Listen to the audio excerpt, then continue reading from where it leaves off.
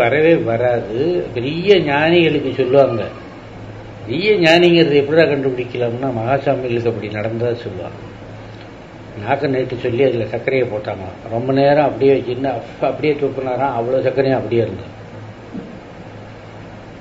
நம்மளால தாங்காது. அது போடுறதுக்குள்ளேயே அதை பார்த்த உடனே ஊறி அது கரைஞ்சியே போடுறதுக்குள்ளேயே தள்ளியா போயிடும். பெரிய நாசரக்காரங்கள சின்ன பிள்ளைங்க என்ன பண்ணுவாங்கல்ல, பார்த்த உடனே நாக்கில் எச்சி விடுற ஒரே ஒரு பொருள் உண்டு. அதை பார்த்தோன்னா, ஆனால் பிடிக்காது, அதை பார்த்தா எச்சி வரும். அதுதான் பழுத்த முழு புளி. அப்படி வச்சுட்டு ஒருத்தர் எதுக்க இல்லா நமக்கு நாக்கில் எச்சி வரும். நாதசுரம் வாசிக்கிறவர்களுக்கு வாசிக்கும் போது நாக்கில் எச்சி ஊறக்கூடாது. பெரிய நாதசுர கச்சேரியை கெடுக்கணும்னா இந்த போல சின்ன பிள்ளைகளை விட்டு புளியை கொடுத்து நிறுத்திடுவாங்க. நிறுத்திட்டா அவங்க ஒன்றும் பண்ண மாட்டாங்க. கச்சேரியை நிறுத்திட்டு வந்து ஓக்கிலால இதுதான் நடக்கும். இப்படியெல்லாம் கூட இந்த பாலை நேரத்தில் நாக்கில் எச்சி ஊற வைக்க முடியாது. ஒன்று செய்யலாம், அழலாம். அழுதா அந்த கண்ணீர் வருதுல அப்படின்னு நாக்கால் நக்கிக்கலாம். சொல்றா தலைவி,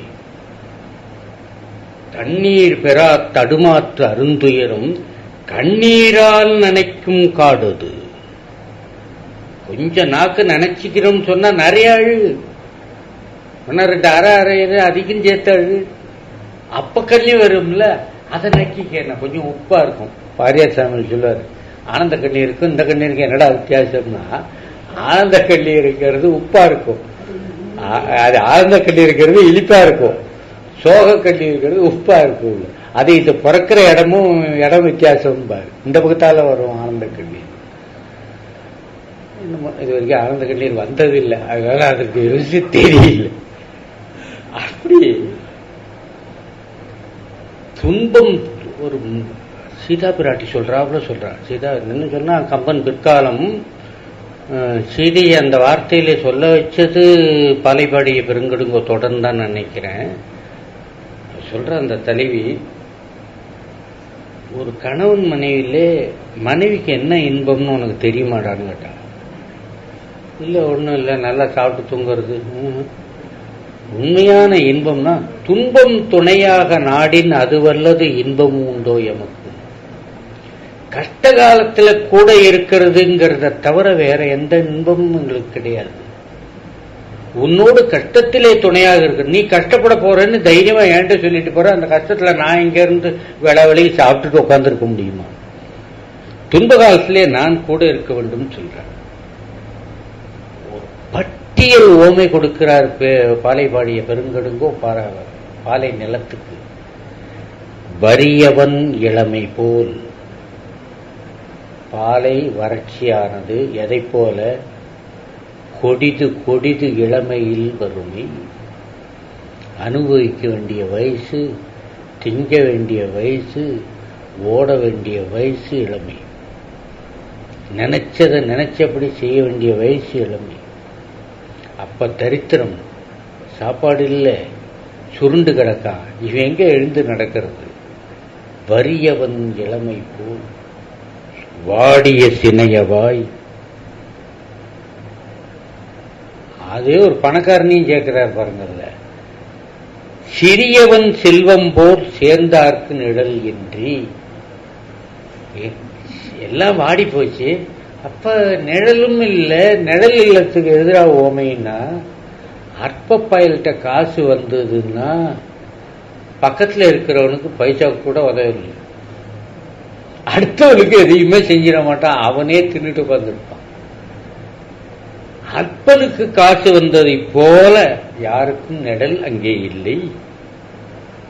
யார் கண்ணும் இகந்து செய்து இசையெட்டான் எருதி போல் வேரோடு மரம் வெம்ப. உலகம் புரிந்து கொள்ள வேண்டிய ஒரு தத்துவம், எல்லார்ட்டையும் விரோதமாகவே பழகுகின்ற சில பேர் இருப்பாங்க. 2 நாளுக்கு மேல ஒழுங்கா பழக மாட்டான், விரோதப்படுத்திக்குவான். அவனுக்கு புகழும் இருக்காது, அவன் செத்து போயிட்டான். அப்பாடான்னு ஊர் பெருமிச்சு விடுது, ஒரு சனி ஒழிஞ்சுது. அப்படியா பேர் எடுக்கணும்? இந்த மொட்டை பற்றிகள் எழுதினவங்க கதை சொல்லுவாங்க. அதாவது ஊர்ல எது யாரை பத்தி வேணாலும் மொட்டை பழிச்சுனா அதாவது டிபார்ட்மெண்ட்டுக்கு சரியா அட்ரஸ் போட்டு எழுதிட்டு வரலாம். அவனுக்கு ஒரு மரல காலம் வந்தது, செத்துருவோன்னு நல்லா தெரிஞ்சு போச்சு. ஆனா செத்த பணம் எடுக்க கூட ஆள் இல்லைங்கிறதும் அவனுக்கு புரியுது. அதுக்காக முதல் நாள் கிராம சபையை கூட்டி நான் மன்னிப்பு கேட்கணும் எல்லாரையும் கூட்டி வச்சான்ல. அவன் மூஞ்சில முடிக்க விருப்பம் இல்லாம எல்லாம் தலை குனிஞ்சிட்டான், சொல்லி தொலை அப்படின்னாங்களாம். இல்லை நான் செத்துருவோம் போல இருக்கு, நான் செத்து போறேன்னா உங்க அத்தனை பேருக்கும் நான் கெடுதி பண்ணியிருக்கேன், என்னை போல பாவி ஒருத்தன் கிடையாது, என்னை பாட கட்டி எடுத்துட்டு போகாதீங்க, 2 காலையும் கயிறு கட்டி இந்த கல்லு முள்ளும் இருக்கிற இடத்துல என் உடம்பும் கஷ்டப்படணும், அப்படி இழுத்துட்டு போய் சுடுகாட்டில் போட்டு கொடுத்துங்க அப்படின்னு சொல்லி ஒவ்வொன்று அழுதாங்க. எல்லாரும் போகும்போதாவது புத்தி வந்துடுச்சு, சரிப்பா அப்படியே செய்கிறோம், அதுக்கெல்லாம் நீ கவலைப்படாதன்னா போனாங்க. ராத்திரி இருந்தால் விடிவேல செத்துட்டாங்க. உண்மையாக நடந்துடுச்சு. அப்போ ஊர் மக்கள்லாம் சொன்ன பாவம் கடைசி ஆசையை நிறைவேற்றோன்னு கயத்தை கொண்டாந்து கட்டி நிறுத்துறாங்க. போலீஸ் வந்து நிற்கிது, கலெக்டர் வந்து நிற்கிறார். என்னன்னா இதை போல நீங்க செய்யறதா பேசிக்கிட்டீங்களா, அது போல பணத்தை செஞ்சிடக்கூடாது, உரிய மரியாதையில் அடக்கப்படும் பெட்டிஷன் நேற்றே போட்டது. ஒருத்தர் கூட நன்மை செய்து பழகாதவர்கள் கடைசி வரை நன்மை செய்ய முடியாது. அதான் உண்மை. அந்த பழக்கம் தொடக்கத்திலிருந்து வரணும், மற்றவர்களுக்கு உதவணும். நாம் தர்மகர்த்தா தான் காந்திஜி சொன்னார். இந்த சுகத்தை, இந்த பணத்தை, இந்த பதவியை, இந்த அந்தஸ்தை நமக்கு கடவுள் கொடுத்திருக்கிறார்னா இதனால் மற்றவர்களுக்கு பயன்பட செய்து சொல்றதுக்காக தான் கொடுத்திருக்கிறார். எல்லாம் இகந்து செய்தல். இகந்து செய்தல்னா பகையோடு செய்வது. அவனுடைய இறுதி எப்படி இருக்குமோ அதை போல மரம் வெப்பி போச்சுன்னு. விரிகதிர் தெரிதல் அலைவுற்று குடிகடவ ஆறின்றி பொருள் வெக்கி கொலை வினைவரால் கோல் கோடியவன் நீடல் உலகு போல் உலறிய உயர் மர வெஞ்சுரம். ஒரு கொடிய அரசன் தன்னுடைய பிரஜைகளையும் வாட்டி எடுப்பான், வந்தவனையும் வாட்டி எடுப்பான், எல்லாத்தையும் பிடுங்கி பிடுங்கி தாங்கஜானால போட்டுக் கொள்வார். அப்படிப்பட்ட அரசன் போல எல்லாம் காஞ்ச காஞ்ச மரம். அது என்ன வளமான செல்வமான? வளமான செல்வம் இல்லை, காஞ்சி போகணும். அந்த செல்வம் போல அந்த அவனுடைய அரசன் போல, கொடுங்கோல் அரசன் போல, ஒரு கொடுங்கோல் அரசன் ஆளுகின்ற நாடு போல இருந்தது. ஒரே ஒரு உதாரணம் ரொம்ப முக்கியமான சொல்லி ஆகணும். என்னோடு வர்றேன்னு சொன்ன நீ பாலை நிலத்துக்கு பார்த்தோம்னா அல்லி இதழ் ஒன்று எடு. அந்த அல்லி இதழை நல்லா அறக்க கொதிக்க வை. அந்த கொதிக்க வச்ச அறக்கல இந்த அல்லி இதழை போட்டுட்டு எடு பார்க்கலாம். ஐயோ என்ன ஆகும்? அல்லி இதழே மென்மையானது, அதை கொண்டு போய் அறக்கு. நீ பாலை நிலத்துல வந்தா உன் கால் அதை போல ஆகும். அல்லி சேர் ஆயுதழ் அறக்கு தோய்ந்தவை போல கல்லூரின் அவ்வடி கருக்கு நல்லவோ. அதனால நீ வராதே. முழங்கு அடல் எடை போய்ந்த வழி உரின் அப்பெழில் வாடுவை அல்லவோ. அங்க காத்து வரும், ஆனா நெருப்புல தோச்சி வரும். பரவாயில்லையா? எவ்வளவு அற்புதமான உடம்பு இது. அந்த காத்து பட்டா என்ன ஆகுன்னா பார்க்கடல் கடைந்த உடனே திருமால் நிறம் மாறியது போல ஆயிடும். அந்த விஷ காங்கை பட்டு நிறம் மாறுறது மட்டுமில்ல, தாங்காது ஒரு தோல். இப்படியாக பாலை நிலத்தை சொல்லுகிறது. சொல்லிக்கிட்டா 36 பாட்டு பாலை நிலம். 36 உச்சம்தான். நான் இப்ப பார்த்தது நில ரீதியா தான் பார்த்துட்டு வந்துருக்கேன். குண ரீதியா பார்க்கும்போது ரொம்ப அற்புதமான அடுக்குகள்.